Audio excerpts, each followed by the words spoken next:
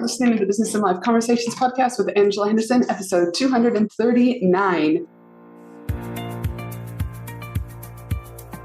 Hey there, you're listening to the Business and Life Conversations podcast. My name is Angela Henderson, and on this show, we talk about improving your business, life, or both by having amazing and rich conversations with brilliant guests who will inspire you and who will give you tips and tricks to help you grow both in life and in business.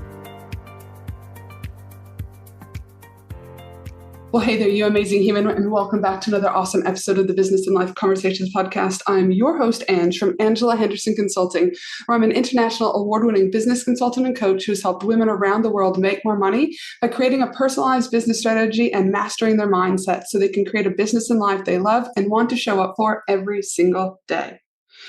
January 1 through January 10th, I headed back to Bali by myself on a solo trip to finalize all the details for my luxury women in business retreat I'm running in October over in Bali.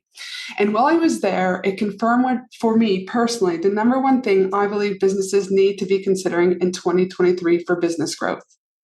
Now, let's be honest, there are many things that business owners such as yourself can be doing to help you grow in 2023, such as, but not limited to, increasing your visibility, trying out new business models, reviewing your current business models, looking at your value ladder, focusing on updating your website to make sure that it's a conversional website, taking advantage of the social media, platforms that you're on, utilizing influencers potentially, investing in your data. Data tells information. Looking at how to automate processes, hiring a team, focusing on customer service. I mean, the list goes on and on and on. And all the examples I mentioned above might be exactly what you need. But here's the thing. What you need depends on. It depends on your business model. It depends on your resources. It depends on your goals. It just simply depends. Remember, there is no wrong or right way to do business. It must, though, work for you. It must be in alignment for you. But regardless of the examples above, there is one thing that people, in my opinion, really need to consider for 2023 in order to help their businesses, such as yours, to grow. And that is, instead of doing more and more and more, how about doing less? Let me repeat that. Doing less, not more in 2023. Now, I know what your brain is probably thinking. It probably went to, Ange, but if I don't do more, I won't make more. And in fact, most business owners will struggle with this because they feel they need to do more and more and more in order to make more. And if they aren't doing more, then they're going to be failures and bankrupt, and they go into this shame cycle. This is not 100% true. Again, it depends.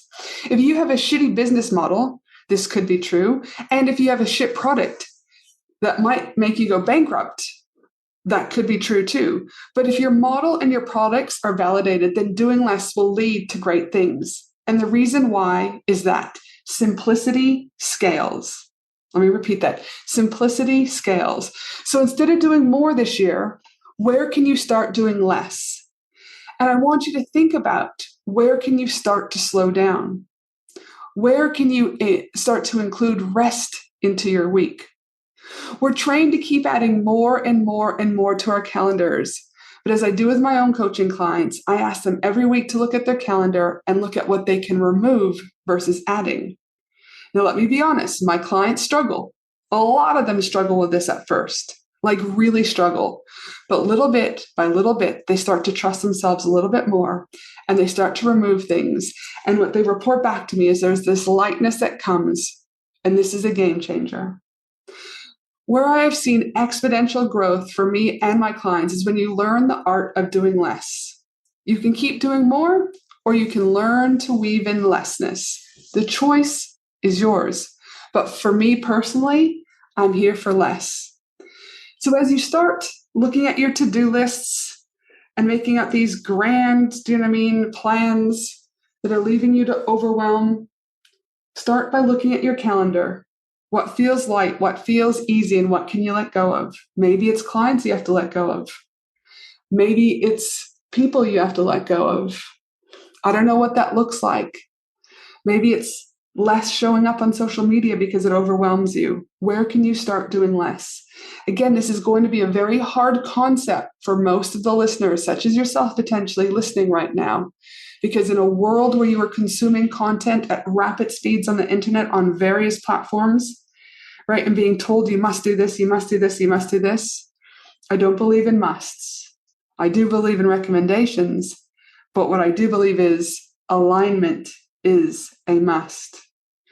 It's not a coincidence that those that learn the art of slowing down and doing less make way to speed up in many areas of their life and to allow flow and ease in. So again, my role as part of this podcast and as a business consultant is to drop these little nuggets. You might not be ready to receive them yet, but I've planted the seed today. The seed about weaving in lessness. And if you're ready to learn more about the art of lessness and having someone keep you accountable, while at the same time starting to make money in your business that works for you and your family and is in alignment, head to angelahenderson.com.au. Again, angelahenderson.com.au and book in a discovery call, or you can simply send me a DM over on Instagram. My handle is Angela Henderson Consulting. Here's to your success, and here's to doing less. Much love from Brisbane, Ange. Thanks for listening to the Business and Life Conversations podcast with Angela Henderson. www.angelahenderson.com.au